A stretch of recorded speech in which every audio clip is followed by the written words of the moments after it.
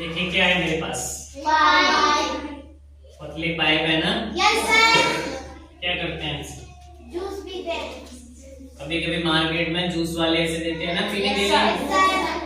हाँ, लेकिन हम यहाँ जूस नहीं पीने वाले हैं, इससे करेंगे एक गणित की गतिविधि। तो इन्हें हम तीली या फिर पेंसिल, माचिस और कुछ भी मान सकते हैं ना। तो हम इसे पेंसिल मान लेते हैं, मान लो ये पेंसिल्स है, ठीक है। तो इनमें से कोई हम एक निश्चित संख्या निकालेंगे। देखिए पेंसिल बहुत सारी रखी हुई हैं। अगर ये कहा जाए कि मोहन बाजार जाता है और वो 16 पेंसिलें लाता है, कितनी लाता है? 16 लाता है और उसे 4 लोगों में बांटना है, तो कैसे बांटेंगे? उसकी मदद कौन करेगा? एक लोग आइए निकल के यहाँ से पहले 16 निकालेंगे इसमें से, और फिर उन 16 को 4 लोगों में बांटना रहेगा। ये जो सामने 1 2 3 4 लोग बैठे हुए हैं, इनमें आपको बांटना रहेगा बराबर बराबर करके। चलिए जाइए, सबसे पहले इसमें से कितने निकालेंगे? 16 निकालेंगे। गिनिएगा।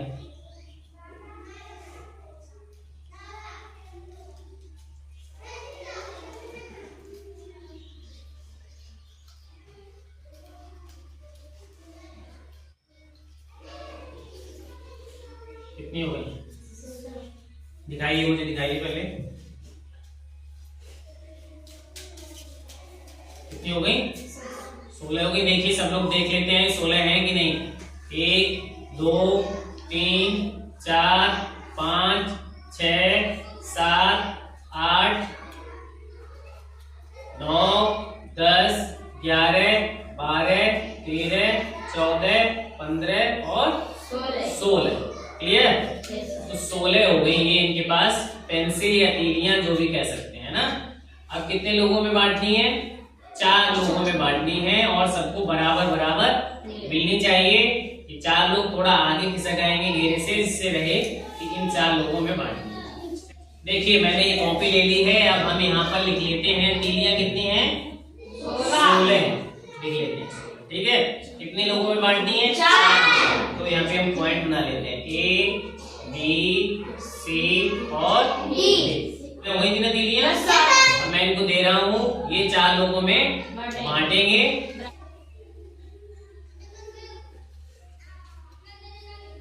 कितने लोगों को बांट दी? कितनी कितनी? देखिए एक एक तीली सभी लोगों को मिल गई ना। तो हम यहाँ पर लिखते हैं कि 16 थी आपके पास तीलियां, और 16 में से कितनी कम हो गई? 4 कम हो गई। तो कितनी बचेंगी? 12 बचेंगी, ठीक है। अब फिर से हम एक एक तीली बांटेंगे। बांटिएगा।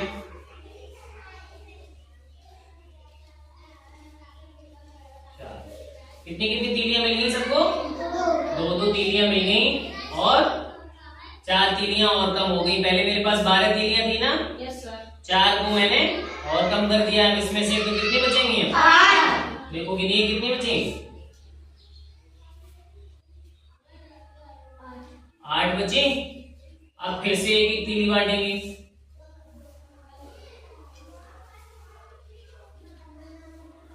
तो फिर से 4 तीलियां बढ़ गई ना। तो 8 में से 4 को फिर से घटाएंगे। अब देखिए आपके पास कितनी तीलियां बची हैं? 4 तीलियां बची हैं। अब क्या करेंगे हम? फिर से एक एक तीली बांट देंगे।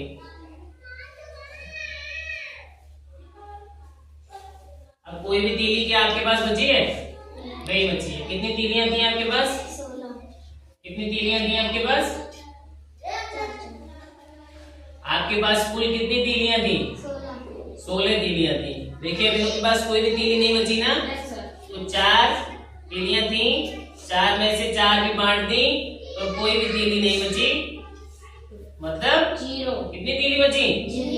0 तीली बची। गणित में हम जब कुछ नहीं बचता है उसको शून्य बोलते हैं, है ना। तो अब इनके पास 0 तीलियां बचती हैं, और सबको कितनी कितनी तीलियां मिली? 4। आप लोग इनके बताइए कितनी कितनी तीलियां मिली? 4। सभी लोगों को 4-4 मिली। देखिए 16 तीलियां थी या 16 पेंसिल थी, 4-4 बांट दी, तो सबको 4 लोगों को बराबर बराबर मिल गई। अब देखिए क्या होता है, ऐसे ही हम बराबर बराबर बांटते हैं और उसको बार बार घटाने की प्रक्रिया ही हमारी भाग की प्रक्रिया भी होती है। तो अगर हम 16 को 4 से भाग देंगे, 16 भाग 4, तो देखिए मैंने बोर्ड पे भी लिख रखा है 16 भाग 4, तो कितना आएगा, कितनी बार, कितने लोगों को बांटेंगे आपने, 4 को, 4 चौको 16, हमारा उत्तर आएगा 4। देखिए सबको 4 बराबर मिली। इसी तरीके से अब हम दूसरा लेते हैं, बैठिए आप, तीलियां दे दीजिए।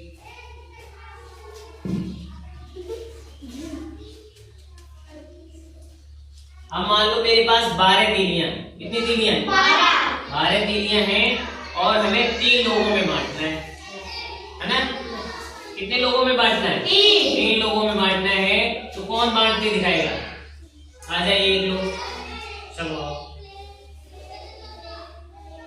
इसमें से कितनी तीलियां लेनी है आपको, 12 तीलियां लेनी है, लीजिए। कितनी तीलियां लेनी है आपने, आइए देखें, देखिए इन्होंने कितनी तीलियां लेनी थी, गिन लेते हैं सही लिए कि नहीं। 1 2 3 4 5 6 7 8 9 10 11 12। अब आपको कितने लोगों में बांटनी है, 3 लोगों में बांटनी है। कोई से 3 लोग खड़े हो जाइए, उनको देंगे, खड़े हो जाइए, किसको भी खड़ा होना है, चलिए बांट दीजिए 3 लोगों में। कैसे बांटेंगे, हाँ बांटिए। देखिए पहले एक एक तीली बांटी है, फिर से एक एक बांटिए, बांटते रहिए जब 0 हो जाए आपके पास।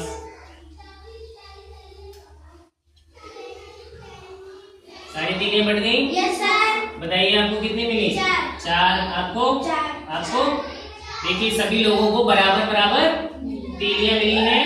तो कितना था, अब हम इस 12 को अगर यहाँ कॉपी पे लिखे 12 भाग, कितना लिखेंगे, 3।